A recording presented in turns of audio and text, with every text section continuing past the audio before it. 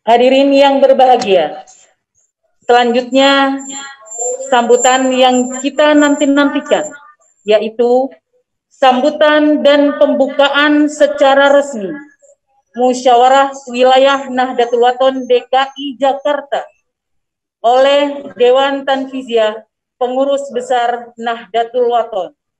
Yang terhormat Tuan Guru Bajang Dr. Kiai Haji Muhammad Zainul Majdi MA. Kepada beliau kami persilahkan. Bismillahirrahmanirrahim. Assalamualaikum warahmatullahi wabarakatuh. Waalaikumsalam warahmatullahi wabarakatuh. Alhamdulillahirabbil alamin. Wassalatu wassalamu ala sayyidina Muhammadin wa ala alihi wa sahbihi ajma'in. Allahumma aslih ummata Muhammadin sallallahu alaihi wasallam wa farij an ummati Muhammadin sallallahu alaihi wasallam warham ummat Muhammadin sallallahu alaihi wasallam wa anshur azwaidana Nahdlatul Wathon fil alamin bihaqqi Muhammadin sallallahu alaihi wasallam. Yang saya hormati dan saya muliakan sesepuh, para penasehat pengurus wilayah Nahdlatul Wathon Jakarta, khusus yang tadi sudah menyampaikan pandangan, usulan, masukan beliau pada kita semua, yaitu Bapak Dr. Andus Haji Lalu Sudarmadi atau Micu. Yang saya hormati pula seluruh tamu undangan, Bapak Sekjen LPOI, Lembaga Persaudaraan Organisasi Islam, dan juga LPOK, Lembaga Persaudaraan Organisasi Keagamaan, yang tadi juga sudah menyampaikan sambutan. Selamat datang Pak, terima kasih atas kehadiran Bapak dalam acara musyawarah wilayah ini. Yang juga saya apresiasi dan saya hormati para pengurus wilayah Nahdlatul Wathon Jakarta yang menjadi sahibul hajat dari kegiatan pada pagi menjelang siang hari ini. Bapak-bapak dan Ibu, baik yang hadir secara fisik di arena musyawarah wilayah maupun yang bergabung dalam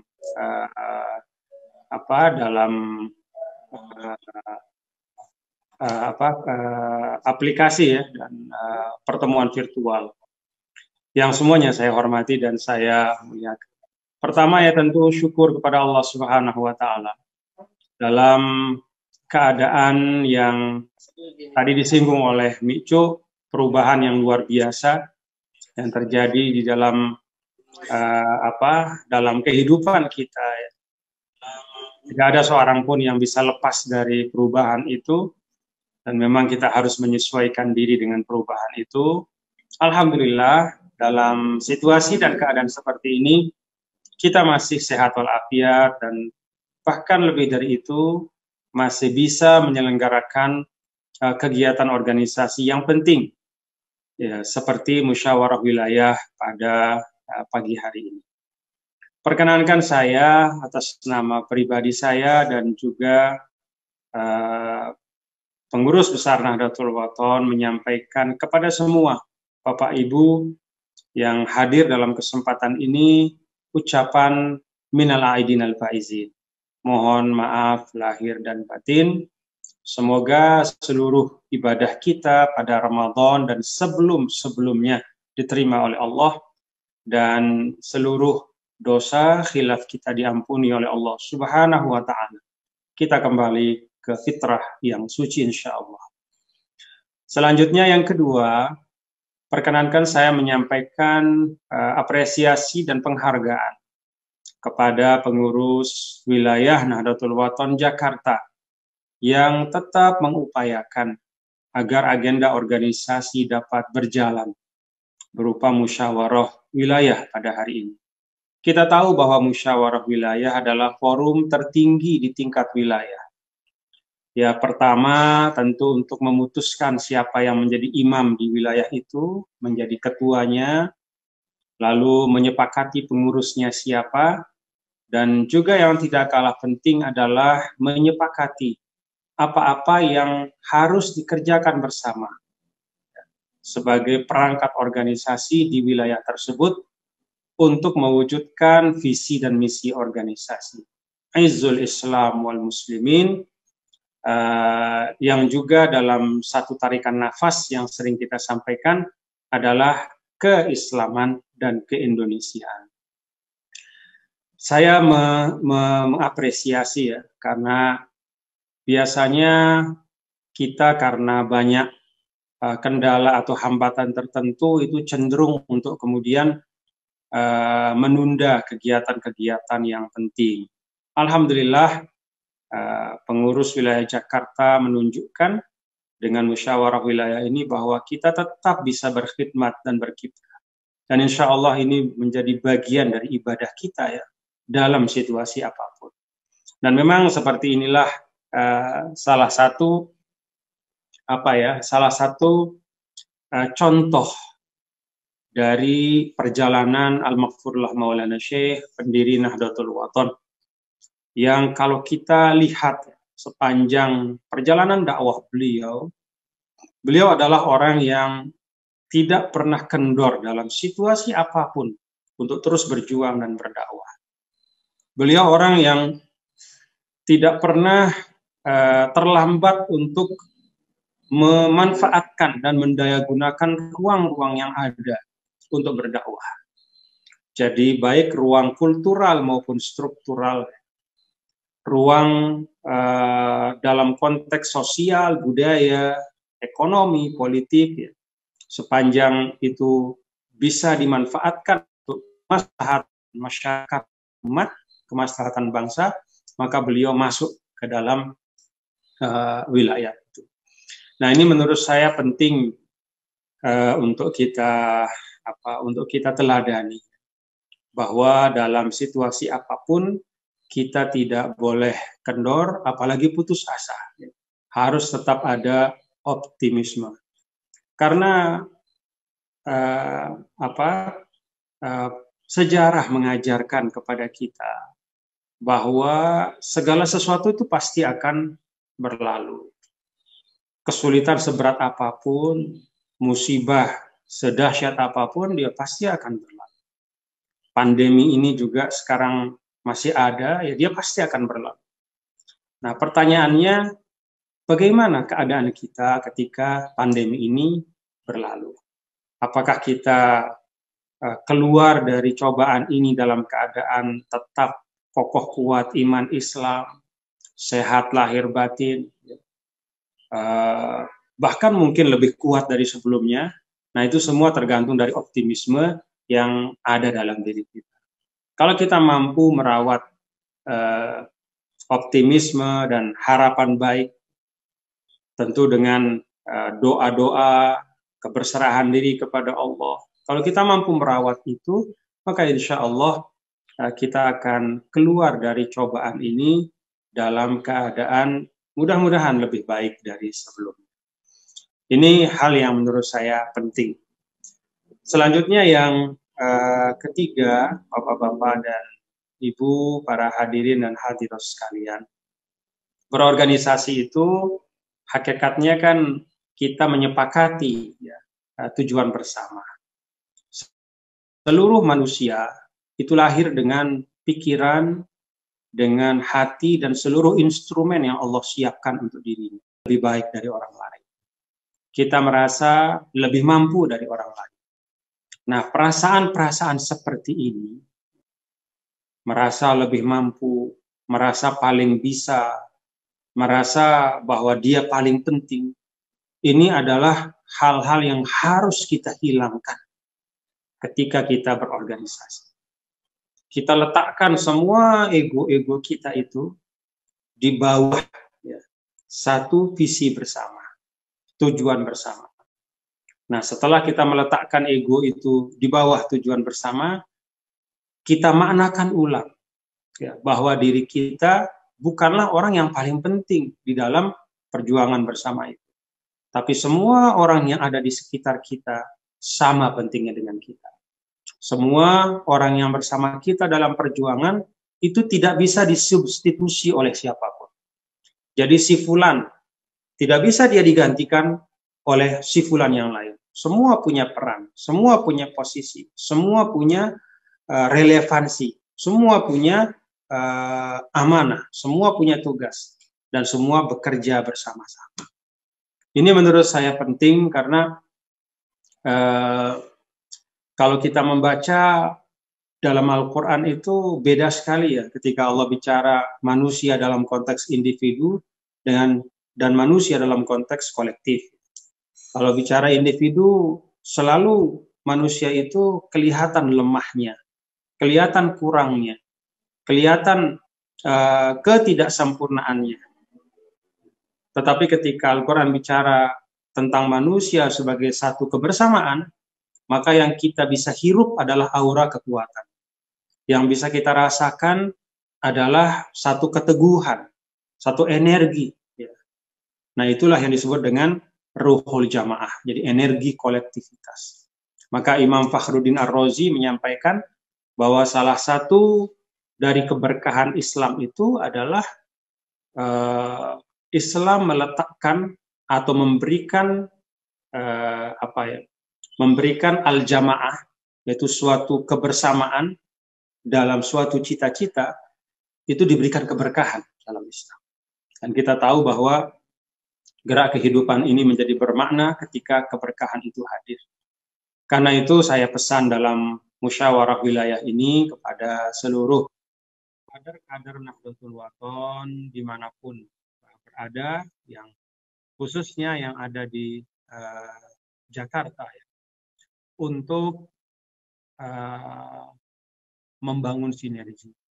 Benar-benar tidak meletakkan diri lebih dibanding yang lain, tetapi semua dalam kebersamaan.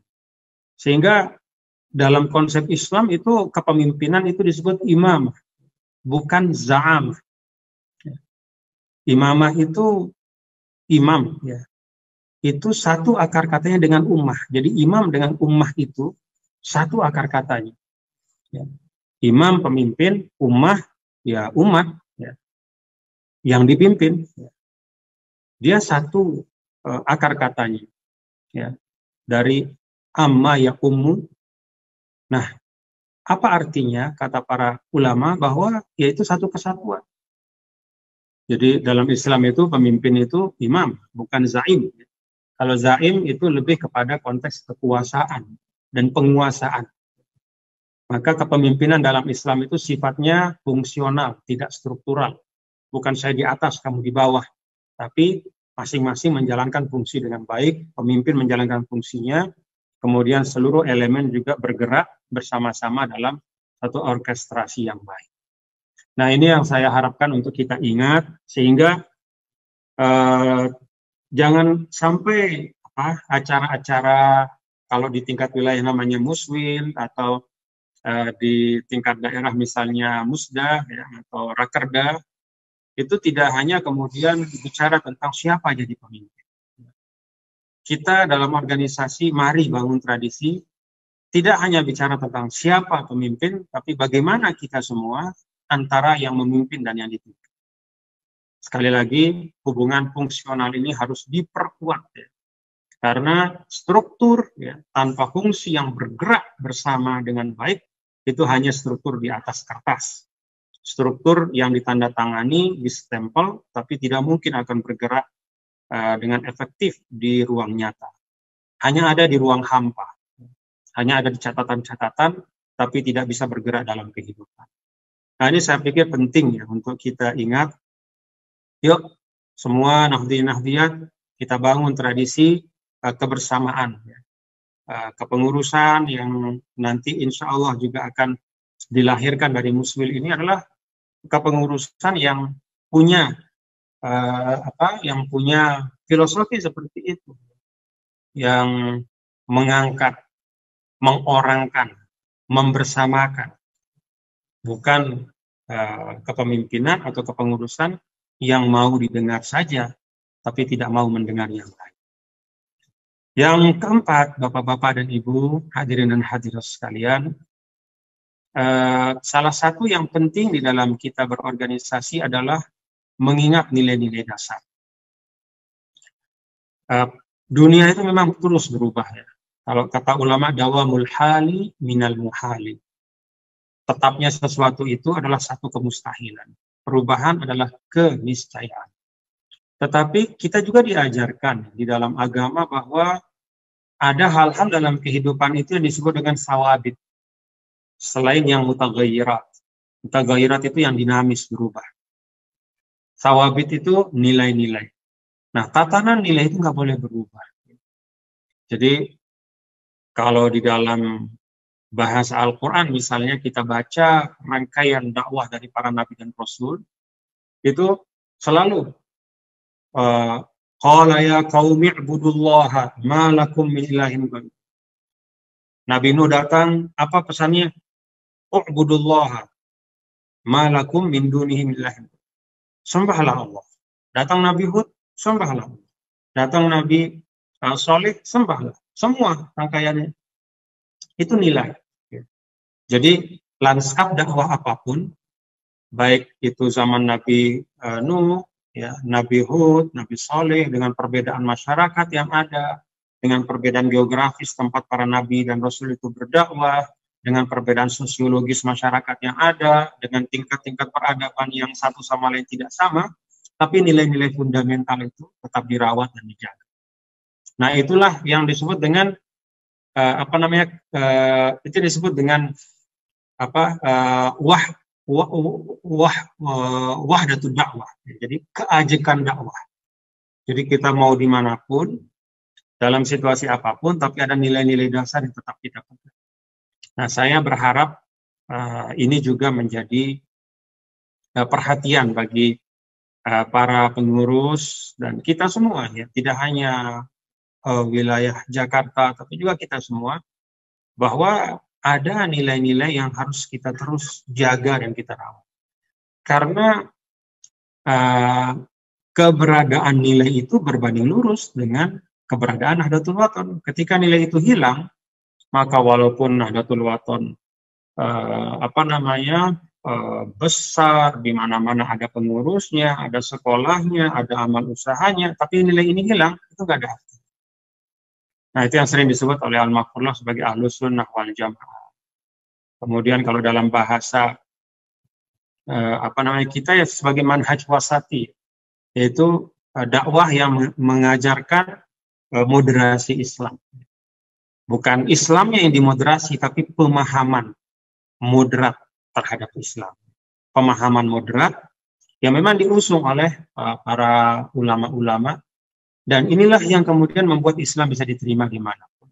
Jadi moderasi Islam itulah yang membuat Islam bisa masuk ke Indonesia, bisa masuk ke Barat, bisa masuk ke Cina, bisa masuk ke Afrika dan kemanapun. Gitu. Karena wasatiyah, ya, atau nilai-nilai tengah itu merupakan nilai yang didambakan oleh seluruh umat manusia. Kita bisa bayangkan kalau dulu misalnya para wali songo datang tidak membawa al-qiyam al-wasatiyah, ya, tidak membawa pendekatan atau paham moderasi Islam, tapi misalnya membawa paham yang tekstual, ya, paham yang keras, ya, yang menutup ruang bagi agama, bagi budaya, bagi tradisi untuk memperkaya khazanah keislaman, saya meyakini bahwa sulit akan diterima dakwah Islam. Tapi itulah para wali songo datang dengan fundamental yang tetap, ya, ajakan kepada tauhid, tapi dengan bahasa yang memungkinkan untuk mengabsorb atau menyerap semua nilai-nilai kebaikan yang tumbuh dan berkembang di masyarakat. Nah, ini juga menjadi hal yang penting di dalam dakwah Nahdlatul Wathon. Bahwa Nahdlatul Wathon itu bukan organisasi yang eksklusif, bukan organisasi yang mengajarkan radikalisme dalam beragama dalam makna, ya, tidak membuka menganggap diri yang paling benar, menolak segala macam nilai-nilai positif yang tumbuh dan berkembang di tengah masyarakat. Tidak seperti itu. Jadi Al-Maghfurlah juga ketika datang kita perhatikan bagaimana bahkan Al-Maghfurlah dalam dakwah beliau itu menggunakan instrumen-instrumen budaya untuk mempermudah penerimaan bagi masyarakat pada waktu itu. Nah, kalau seperti itu guru kita, ya kita juga harus bisa ya meneladani itu. Nah, lanskap dakwahnya sekarang sangat berbeda. Ada komposisi generasi milenial yang sangat besar, ya, yang membutuhkan cara membahasakan Islam yang baik. Ya, cara membahasakan Islam dulu 50-60 tahun belum tentu cocok dengan anak-anak muda sekarang. Jadi salah satu yang penting di dalam berdakwah adalah konsekuen dengan nilai-nilai fundamen yang ada, tetapi dengan menyesuaikan ya, cara berdakwah sesuai dengan perkembangan zaman yang ada. Tadi sudah disinggung sedikit oleh penasehat kita ya, Mico, bahwa geopolitik dunia sudah luar biasa berubahnya dalam beberapa bulan saja ya. Pandemi ini juga menunjukkan bahwa ya adidaya itu bukan hanya Amerika tapi juga ada Cina. Nah, ini terasa mungkin jauh, tetapi tidak ada yang namanya yang jauh di dalam kehidupan, karena segala sesuatu itu kan berjalin berkelindan, semua ada keterhubungan. Nah, Islam juga mengajarkan kepada kita bahwa di dalam hal-hal yang menyangkut muamalah, prinsipnya adalah al-ibahah. Jadi dalam muamalah itu kita dimungkinkan untuk berinteraksi dengan siapapun. Ya. Jadi berinteraksi dengan bangsa manapun ya boleh saja, sepanjang kita tidak bergeser dari akidah dan dari nilai-nilai dasar yang kita miliki sebagai umat Islam. Ya, karena itu Bapak-bapak dan Ibu, kalau kita lihat pada masa dulu awal-awal Islam ya, bagaimana Rasulullah SAW mengirim sahabat-sahabat beliau ke tempat-tempat yang jauh. Masa Umayyah juga seluruh tanah-tanah yang belum pernah diinjak itu diinjak oleh para dai, didatangi, berkomunikasi dengan penduduk yang ada, menawarkan Islam, menyampaikan tentang kemuliaan Islam. Jadi interaksi sosial dalam Islam itu sifatnya adalah inklusif, ya, terbuka, ya, sepanjang kita memegang nilai-nilai fundamental kita sebagai seorang Muslim. Ini yang keempat. Yang kelima, Bapak-bapak dan Ibu, hadirin dan hadirat sekalian, perlu untuk kita semua, warga Nahdlatul Wathon, khususnya teman-teman yang ada di Jakarta, untuk tadi bahasa dari Mico itu untuk menghimpun seluruh potensi-potensi yang masih berserakan. Nah, menghimpun itu artinya adalah ada program aktif, ada keaktifan, ada kegiatan yang terencana yang kita lakukan untuk mengajak sebanyak-banyaknya, ya, baik anak-anak muda maupun kalangan-kalangan yang punya kompetensi, baik dia memang punya akar Nahdlatul Wathon maupun belum kenal dengan Nahdlatul Wathon. Jadi ajak bersama, dan kalaupun kita tidak bisa bersama dalam satu organisasi, tapi kita bekerja sama dalam agenda-agenda keumatan dan kebangsaan.